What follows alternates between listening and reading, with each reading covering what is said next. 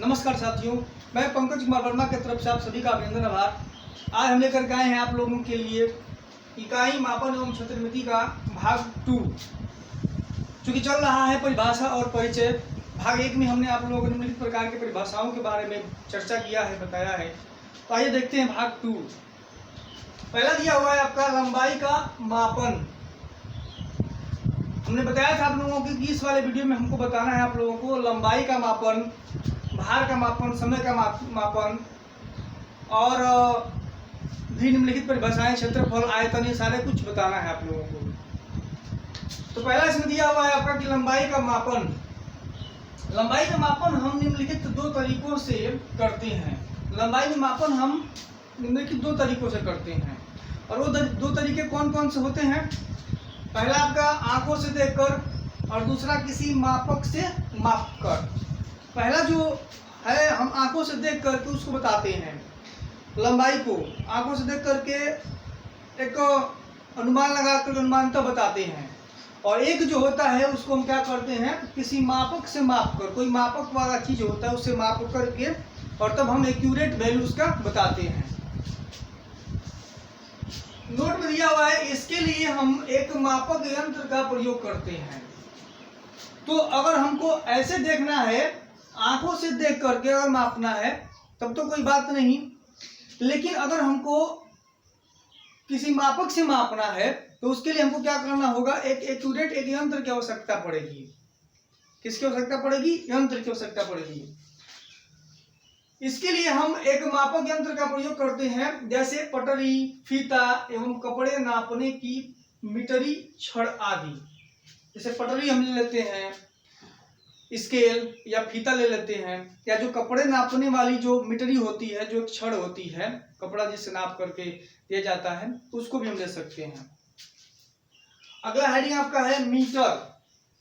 Metre अगला heading आपका है। मीटर किसे कहते हैं? तो एक प्लेटिनम इरिडियम धातु की छड़ पर 2 निश्चित बिंदुओं के बीच, एक प्लेटिनम इरिडियम धातु की छड़ पर 2 निश्चित बिंदुओं के बीच की दूरी जबकि तापमान बर्फ पिघलाव की स्थिति पर हो, बर्फ पिघलाव की स्थिति अर्थात 0 डिग्री सेल्सियस, तो उसे हम 1 मीटर कहते हैं। फिर से एक बार सुन लीजिए। एक प्लेटिनम इरिडियम धातु की छड़ पर 2 निश्चित बिंदुओं के बीच की दूरी जबकि तापमान बर्फ पिघलाव की स्थिति पर हो अर्थात 0 डिग्री सेल्सियस, तो 1 मीटर मानी जाती है। इसे हम 1 मीटर कहते हैं। अब अगला आपका हेडिंग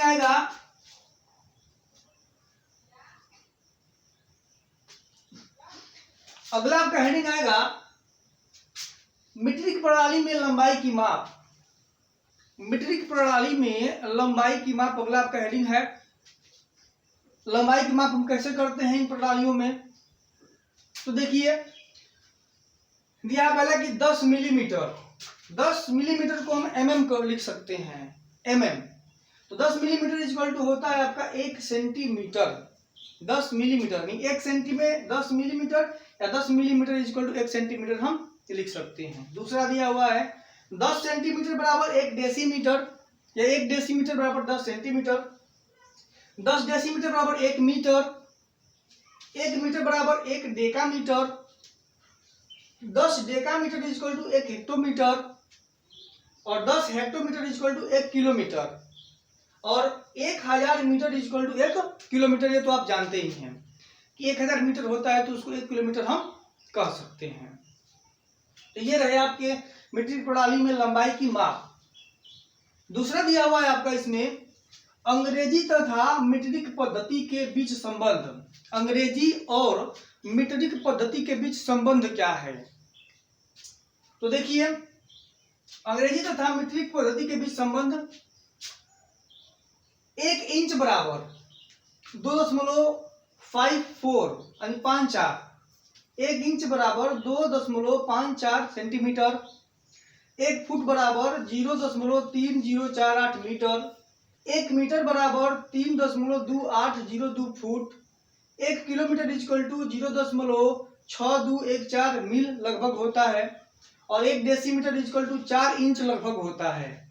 1 गज बराबर 0.9144 मीटर होता है और 1 centimetre is equal to 0.3937 inch होता है। अगला आपका 1 metre is equal to 1 ratio यानी 1.1/11 गज होता है और 1 metre is equal to 39.37 inch भी होता है। 8 किलोमीटर बराबर 5 मील लगभग हम कह सकते हैं और 1 मील इज इक्वल टू 1.61 किलोमीटर होता है। तो ये सारे चीज कैसे निकाला जाता है, इसके लिए जो है आप लोगों को अगर वीडियो में अगर आएगा तो इसको हम लेकर के आएंगे कि कैसे सबको निकालते हैं, कैसे ये होता है। फिलहाल में तो आप लोगों को ये लर्न ही करना पड़ेगा, याद ही करना पड़ेगा। तो ये रहे आज के क्वेश्चंस। अब देखते हैं आगे के कुछ क्वेश्चन इसमें।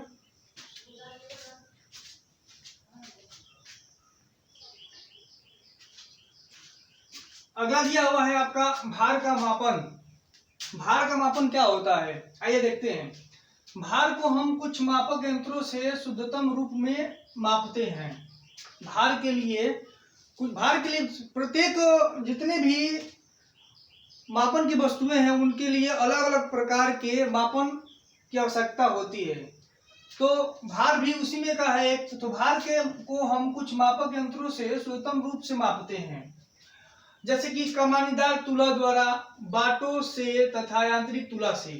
कमानीदार तुला जो होता है जिसमें हम किलोग्राम वगैरह बाट का प्रयोग कर लेते हैं, जिसमें 500 ग्राम, 1000 ग्राम, 1 केजी, आधा केजी, 5 केजी वगैरह जो है कि अंकित रहता है उनपे।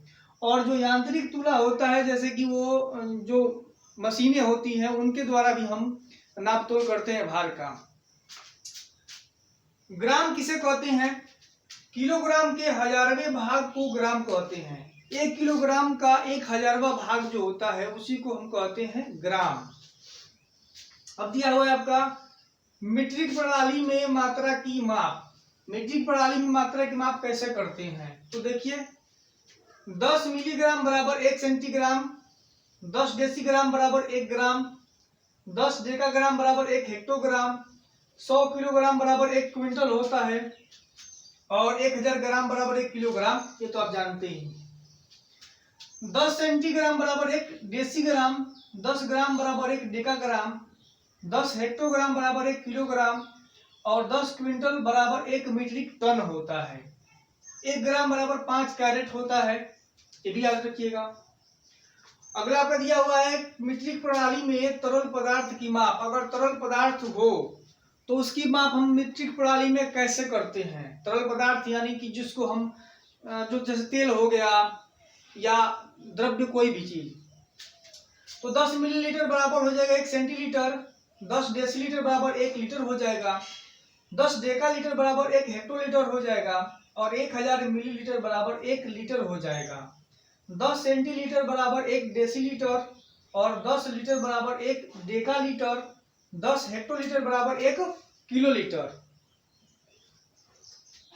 ये सारे जो प्रणाली में मात्रा की माप जो दिया हुआ मीट्रिक प्रणाली मात्रा की माप, यहाँ पे तरल के माप, ये सब आप लोगों को याद कर लेना है, लर्न कर लेना है, क्योंकि ये जब लर्न होगा तभी जाकर क्वेश्चन आएगा तो उसमें सॉल्व करने में हमको आसानी होगी। लर्न नहीं होगा तो दिक्कत हो जाएगी। अब अगला दिया हेडिंग आपको कि मात्रा की इकाइयों का रूपांतरण। मात्रा की इकाइयों का रूपांतरण कैसे होता है?